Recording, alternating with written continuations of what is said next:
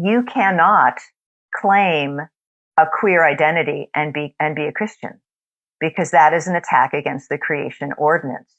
Your job, my job, is to live as close to the creation ordinance as I can. And to suggest that God can't change your desires makes no sense to me. Now, again, I'm not saying he changes them quickly, but the idea that you were born a man.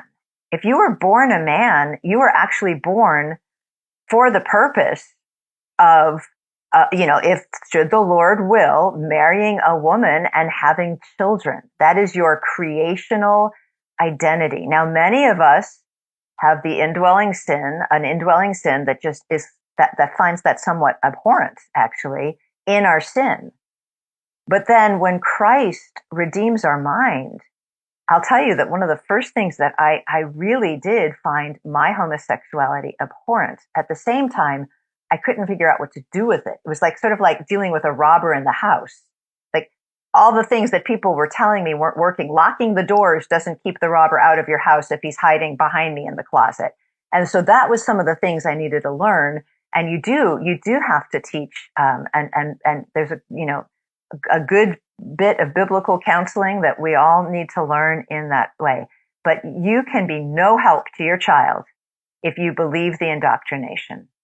And that comes from a Christian world that has overvalued empathy and undervalued sympathy. I'm not saying that there's never a reason to empathize with a person. There's many, many good situations where you would want to stand in someone's shoes. But if somebody is standing in sin and walking the road to hell, you don't want to stand in their shoes. You want to stand on firm ground and throw them a rope. And this is where you need to listen to the voices of detransitioners. I would really commend to you a dear sister in Christ, Laura Perry Smaltz, whose book From Transgender to Transformed is really prophetic for this moment. She lived as a transgendered, quote unquote, man for many, many years, testosterone, full beard, all of that. And when she came to Christ, she returned to the faith of her parents. And when asked, why didn't you go to a church that was more progressive or one that understood your story or all that? She said, well, why would I return to the liars? I went to the people who never lied to me.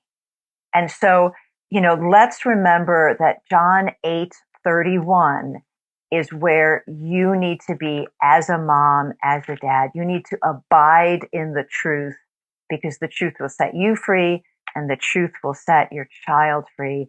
But that doesn't mean it's easy. It's going to be a long haul, and you need to be in a faithful church, not a heretical one, so that you can have hundreds of other parents, Christian parents, praying for their prodigals too. You're not alone.